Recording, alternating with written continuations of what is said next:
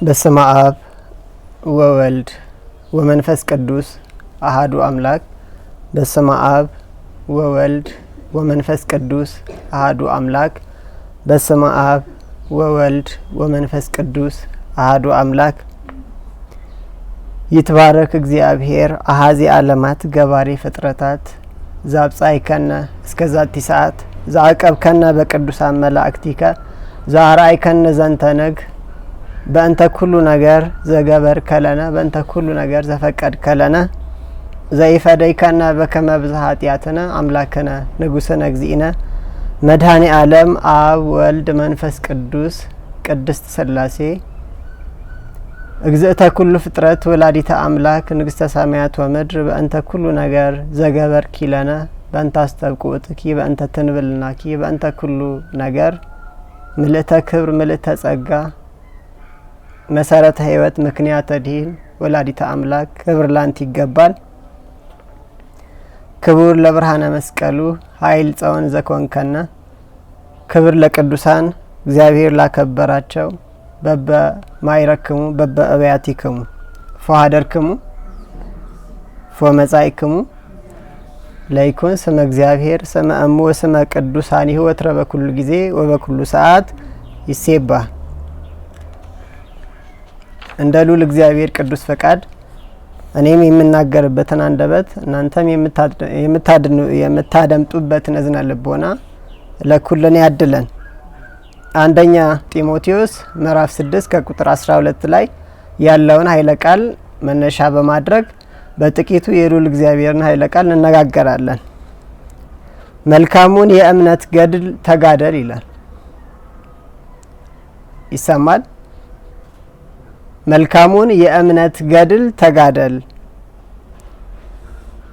እንግዲህ ዛሬ አጋዕዝተ ዓለም ቅድስት ሥላሴ በታላቁ አበብዙኃን አቡነ አብርሃም ቤት የገቡበት በደጃፍ ተቀምጦ እንግዶችን ሲጠባበቅ አጋዕዝተ ዓለም ቅድስት ሥላሴን ያስተናገደበት ቀን ነው። ለዚህ ታላቅ ቀን ያደረሰን የሰማይ አምላክ ስሙ የተመሰገነ ይሁን።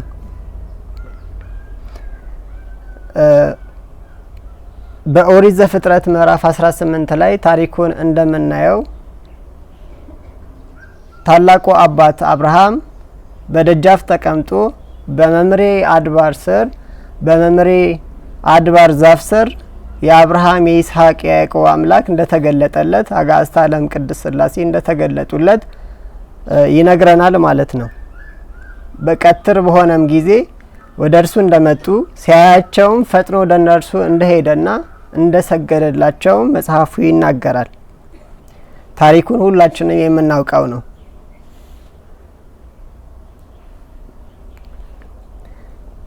በአብርሃም ቤት የገቡበት ትልቅ ምክንያት አላቸው አጋዕዝተ ዓለም ቅድስት ሥላሴ። አንድም ለሰው ልጆች ያላቸውን ፍቅር ሲያስረዱ ሲገልጡ፣ ብሎም አበብዙኃን የብዙኃን አባት የሆነውን ታላቁን አብርሃም ሊባርኩት ዘሩን እንደ ምድር አሸዋ እንደ ሰማይ ከዋክብት ሊያበዙለት ይህንንም ቃል ኪዳን ከእርሱ ጋር ሊገቡ አጋዕዝተ ዓለም ቅድስት ሥላሴ በአብርሃም ቤት ተገኙ። እንግዲህ የአብርሃም ድንኳን ተብላ የምትጠራው ንግሥተ ሰማያት ወምድር ወላዲተ አምላክ ናት። ታላቁ አብርሃም እንግዶችን የሚቀበል ደግ የዋህና ቅን እንደሆነ ታሪኩም ሕይወቱም ያስተምረናል ማለት ነው። ስብሐት ለምህረተ ሥላሴ ዘኢይትዐወቅ ስብሐት ለሥላሴ አብ ወልድ መንፈስ ቅዱስ ምልእት በኩልሄ ይላል። ቅድስት ሥላሴ እዚህ ቤት አሉ እዛ ቤት የሉም፣ እዚህ አሉ እዚህ የሉም የሚባሉ አይደሉም። ነገር ግን ለሰው ልጅ በሚሰጠው መጠን ወይ ደግሞ የሰው ልጅ በሚቀበለው በአእምሮ ልክ መጠን ህላዊያቸውን ለማስረዳት በአብርሃም ቤት ተገኙ ማለት ነው። ሰይፈ ሥላሴ ላይ ነው ስብሐት ለምህረተ ሥላሴ ዘኢይትዐወቅ ምህረቱ ቸርነቱ በጎነቱ እንዲህ ነው ለማይባልለት ለምህረተ ሥላሴ ምስጋና ይገባል። ለቅድስት ሥላሴ ምህረት ምን ይገባል? ምስጋና ይገባል። ስብሐት ለሥላሴ አብ ወወልድ ወመንፈስ ቅዱስ ምልእት በኩልሄ። በዚህ ነው በዚያ ነው የማይባል በኩሉ ምልእት በኩልሄ በሁሉ የመላች የቅድስት ሥላሴ ምህረት እነሆ በአብርሃም ቤት ተገኘች ማለት ነው። ስለዚህ በዛሬዋ ቀን የታላቁን አብርሃም የቤቱን መጎብኘትና የይስሐቅን የመወለድ ተስፋ እንመለከታለን ማለት ነው። ለብዙ ዘመናት ይልቁንም ቅድስት ሳራ ልጅን በመጠባበቅ ሳለች እነሆ በመላክም አይደለም በነቢይም አይደለም በመሳፍንትም አይደለም አራሳቸው አጋዕዝተ ዓለም ቅድስት ሥላሴ መጥተው ቅድስት ሳራን እንዳበሰሯት ወንድ ልጅንም እንደምትወልድ እንደነገሯት ቃሉ ያስተምረናል ማለት ነው። ስለዚህ አጋዕዝተ ዓለም ቅድስት ሥላሴ ወደ የትኛው ቤት ነው የሚገቡት? እንዴት ያለ ማንነት ውስጥ ነው የሚገቡት? ምን አይነት ህይወት ነው አጋዕዝተ ዓለም ቅድስት ሥላሴን ሊያስተናግዳቸው የሚችለው? ሁላችንም እናውቃለን አይደለ? ይሄ ቤት ምን ይባላል ተብሎ ይጠራል? ቤተ አብርሃም ወሳራ አይደለ? አጋዕዝተ ዓለም ቅድስት ሥላሴ ያሉበት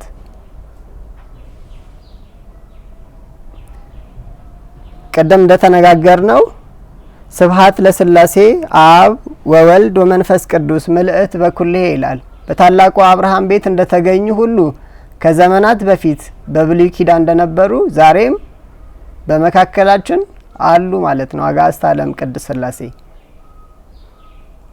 ነገር ግን ታላቁ አብርሃም ልቡ ቅንና የዋህ የሆነ ሰው ነበረ።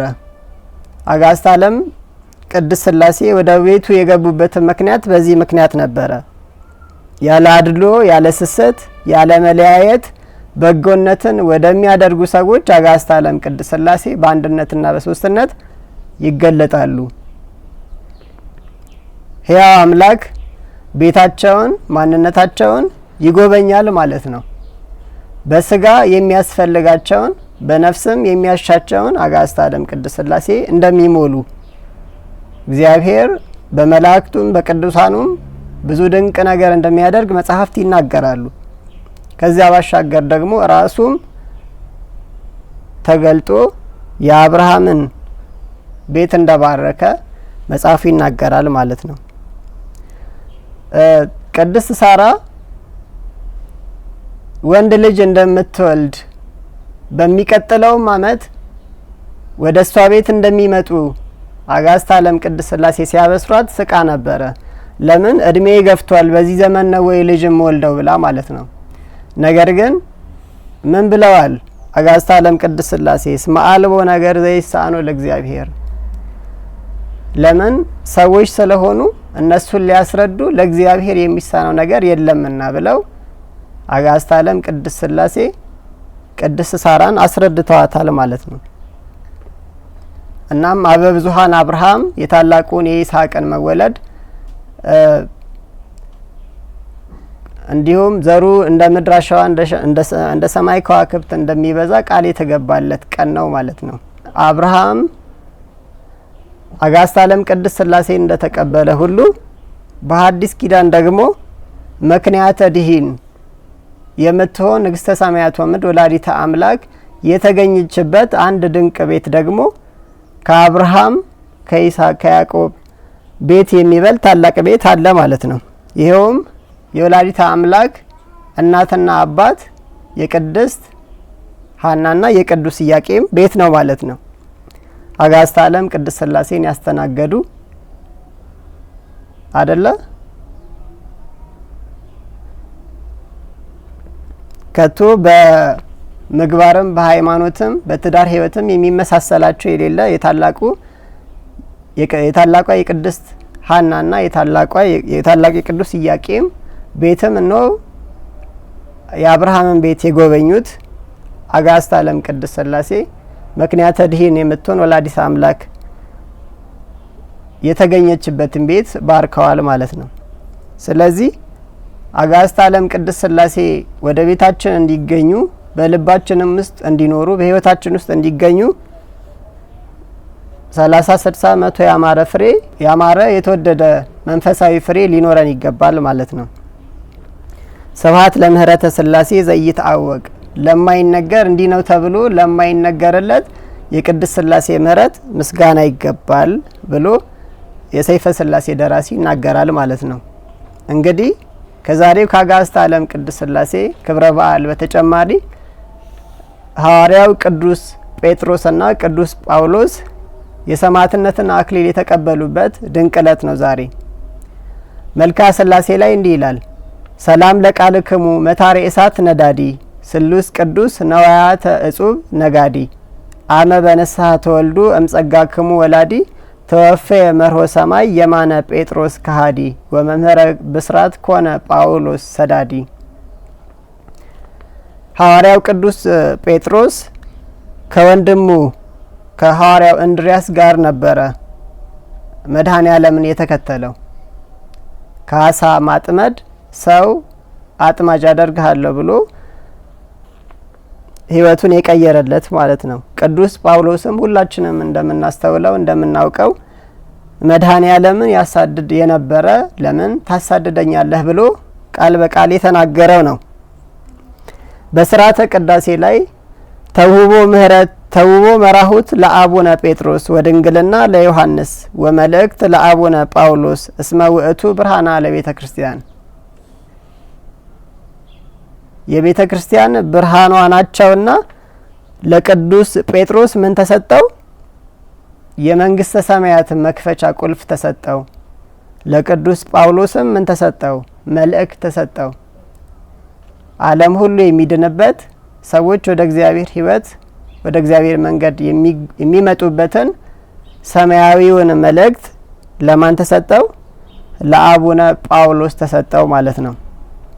ቀደም እንዳልነው መልክአ ሥላሴ ላይ ሰላም ለቃልክሙ መታሬ እሳት ነዳዲ የሚነድን እሳት የሚመትር ድንቅ ለሆነ ቃልክሙ ወይ ለቃላችሁ ምስጋና ሰላምታ ይገባል። ስሉስ ቅዱስ ነዋያተ እጹብ ነጋዲ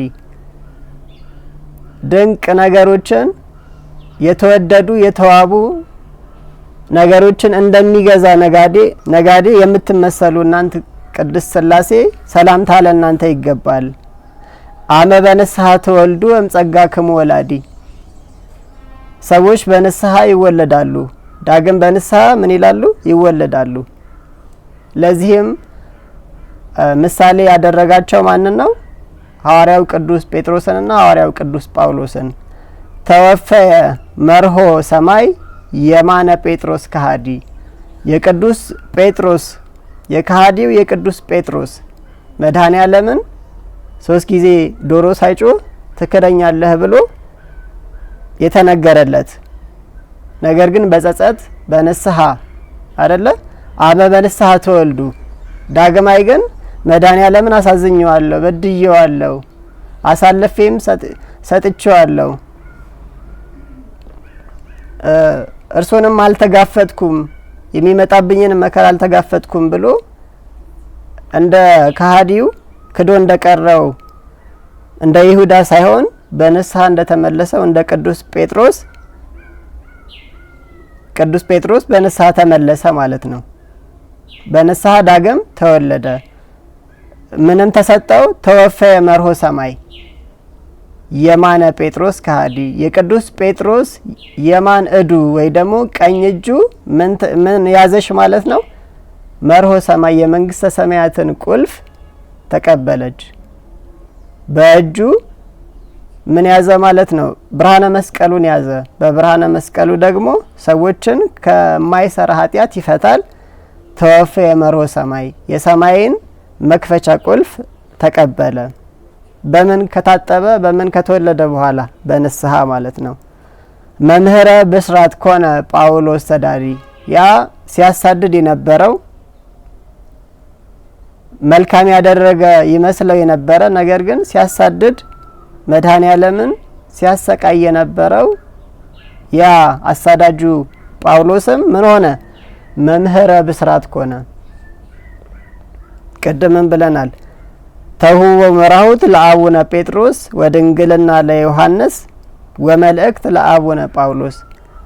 የመንግስተ ሰማያት መፍቻ ቁልፍ ለማን ተሰጠው? ለቅዱስ ጴጥሮስ። ወድንግልና ለዮሐንስ፣ ለቅዱስ ዮሐንስም ድንግልና ተሰጠው። ወመልእክት ለአቡነ ጳውሎስ እስመ ውእቱ ብርሃና ለቤተ ክርስቲያን፣ የቤተ ክርስቲያን ብርሃኗ ነውና ለቅዱስ ጳውሎስ ምን ተሰጠው? ብስራት ተሰጠው፣ መልእክት ተሰጠው። ሰዎች ወደ ህይወት መንገድ የሚመጡበትን ማለት ነው። መልካሙን የእምነት ገድል ተጋደል ነው አይደለ? የትምህርታችን ርዕስ እንግዲህ ሐዋርያው ቅዱስ ጳውሎስና ቅዱስ ጴጥሮስ ሰማዕትነትን በሮም የንጉሠ ነገስት በነበረው በኔሮን ዘመነ መንግስት ነው ሰማዕትነትን የተቀበሉት። ሐዋርያው ቅዱስ ጴጥሮስ እንደ ጌታዬ ለመሰቀል እኔ ማን ነኝ ብሎ ቁልቁል የተሰቀለ ሲሆን ሐዋርያው ቅዱስ ጳውሎስ ደግሞ በህጋቸው መሰረት አንገቱ ተቀልቶ የሰማዕትነትን አክሊል ተቀብሏል ማለት ነው። እንግዲህ ሐዋርያው ቅዱስ ጳውሎስ ለልጁ ለቅዱስ ጢሞቴዎስ ምዕራፍ 6 ቁጥር 12 ላይ መልካሙን የእምነት ገድል ተጋደል፣ የተጠራህለትንም በብዙ ምስክሮች ፊት በመልካም መታመን የታመንህለትን የዘላለምን ህይወት ያዝ ብሎ ይመክረዋል፣ ይገስጸዋል፣ ያስተምረዋል። ለምን? ተውህቦ ወመልእክት ለአቡነ ጳውሎስ፣ መልእክት ትምህርት ብስራት ለቅዱስ ጳውሎስ ተሰጥቶታልና። ነገር ግን አስተምሮ ወይ ደግሞ ተናግሮ ብቻ አላበቃም። ሐዋርያው ቅዱስ ጳውሎስ በሁለተኛ ጢሞቴዎስ ምዕራፍ 4 ከቁጥር 6 ላይ እስከ 8 ባለው በመስዋዕት እንደሚደረግ የእኔ ህይወት ይሰዋልና የሚሄድበትም ጊዜ ደርሷል። መልካሙን ገድል ተጋድያለሁ፣ ሩጫውን ጨርሻለሁ፣ ሃይማኖትን ምን ብያለሁ? ጠብቄያለሁ። ወደፊት የጽድቅ አክሊል ተዘጋጅቶልኛል። ይህም ጻድቅ ፈራጅ የሆነው ጌታን ያ ቀን ለእኔ ያስረክባል። ደግሞም መገለጡን ለሚወዱት ሁሉ እንጂ ለእኔ ብቻ አይደለም ይላል። ለቅዱስ ጳውሎስ መድኃኔ ዓለም ተገልጦለት ነበር አይደለ? ያ መገለጥ ለእኔ ብቻ አይደለም፣ መገለጡን ለሚወዱት ለሚፈልጉት እንደ ታላቁ አብርሃም እንደ ታላቁ አባት አበብዙሃን አብርሃም እንደ ታላቁ ሊቀ ሐዋርያት ቅዱስ ጴጥሮስ እንደ ታላቁ መምህር እንደ ቅዱስ ጳውሎስ መገለጡን ለሚፈልጉት ሁሉ አጋዕዝተ ዓለም ቅድስት ሥላሴ በቤቱ በህይወቱ በዘመኑ ሁሉ ይገኙለታል ማለት ነው። እንግዲህ የዕለቱ ትምህርት ይህን ይመስላል። በተማርነው ትምህርት 30 60 100 ያማረ ፍሬ እንድናፈራ የአብርሃም የይስሐቅ የያዕቆብ የቅዱስ ጳውሎስ የቅዱስ ጴጥሮስ አምላክ ይርዳን። ስለነበረን ጊዜ ሁሉ የእግዚአብሔር ስሙ የተመሰገነ ይሁን። ወስብሐት ለእግዚአብሔር ወለወላዲቱ ድንግል ወለመስቀሉ ክቡር። ይቆየን። ታኮት ወይሴባ ስሙ ለእግዚአብሔር ወትረ በኩሉ ጊዜ ወበኩሉ ሰዓት ለይኩ